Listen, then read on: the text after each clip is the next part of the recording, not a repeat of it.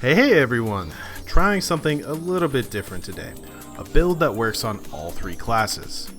This one will be a bit longer than usual, so let's get going. First up is Warlock. Spoiler alert, all three builds today feature Legend of Acreus with Aeon Gauntlets. They're meant for raids, nightfalls, and dungeons. Now Warlocks generally don't bring arc builds into endgame content. You're born to Chaos Reach, forced to Well of Radiance. You know how it goes. That said, Arc Warlock has two main advantages over the other Warlock subclasses. You get rapid orb generation and ability-based ad clear. In short, you can clear rooms without wasting ammo on trash, and you can make a lot of orbs and ammo doing so. On Warlock, spreading Jolt is key. Flashbang grenades have a fast cooldown, Lightning Surge is a strong jolting melee, Spark of Shock makes the grenades cause jolt, and Spark of Ions makes an ionic trace on jolted target kill. Electrostatic Mind is generally unnecessary, so Arc Soul is my pick for group activities. Don't underestimate just how much damage 6 Arc Souls can do in a damage phase.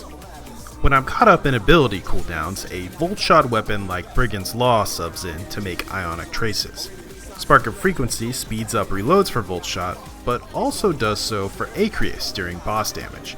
It's the perfect synergy that pushes the build up to the next level. And finally, the last piece of the puzzle is Spark of Amplitude, which effectively doubles your orb output when you're amplified. That should get everyone super topped off nice and quickly. Now this build has Blind from the grenade and Jolt from multiple sources, so Unstoppable or Overload champs are no big deal. Make sure to finish them with Aeons for ammo. Speaking of which, the key armor mods are also straightforward. One Siphon mod, Firepower, Recuperation, Elemental Charge, Proximity Ward, and Special Finisher.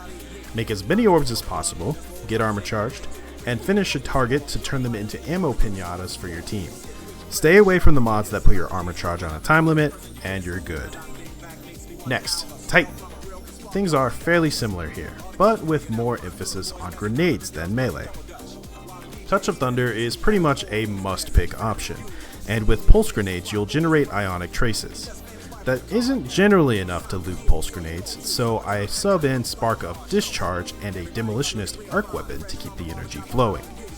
Now since Jolt isn't a priority like on Warlock, the final fragment after Amplitude and Frequency is Spark of Resistance for survivability. Combine that with Knockout and you should be able to stay in the thick of things and generate orbs and ammo for everyone like it's nobody's business. Now the mods are Siphon, Firepower, Heavy-Handed, Recuperation, Innervation, Proximity Ward, and Special Finisher. Again, stay away from the mods that put your armor charge on a timer, and you're golden. Now this build doesn't carry as many intrinsic champion stoppers, but the trade-off is that you have more weapon flexibility than on Warlock. You can use Seismic Strike for Unstoppables if you're brave, or switch to Lightning Grenades to Jolt Overloads. But let's be real, it's probably better to let your teammates do a little bit of the work. That way they feel included. Now for Hunters. This one is the most melee focused of the three, which probably comes as no surprise. We're actually not too far off of the standard Assassin's Cowl or Liar's Handshake builds.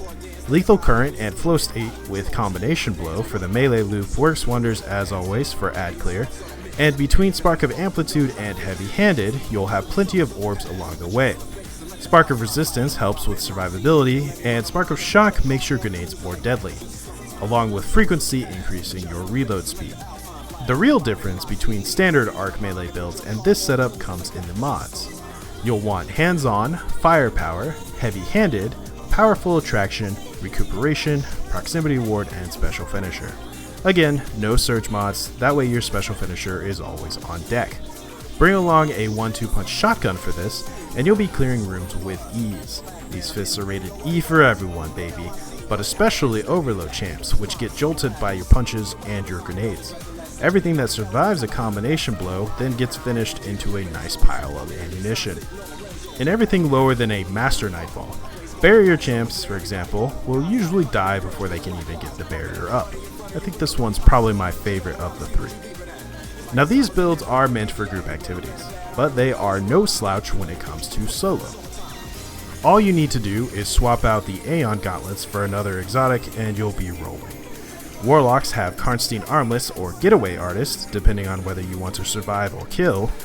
Titans have Syntheseps or Point Contact Cannon Brace, depending on how much you want to play into the Arc Fantasy or you just want to punch things normally. And Hunters have Liar's Handshake or Shinobu's Vow, just depends on how spicy you plan to get. Now have fun one phasing Crota and Uryute with 6 Legend of Acreus, and remember to use finishers on the big dudes. Otherwise, see you around.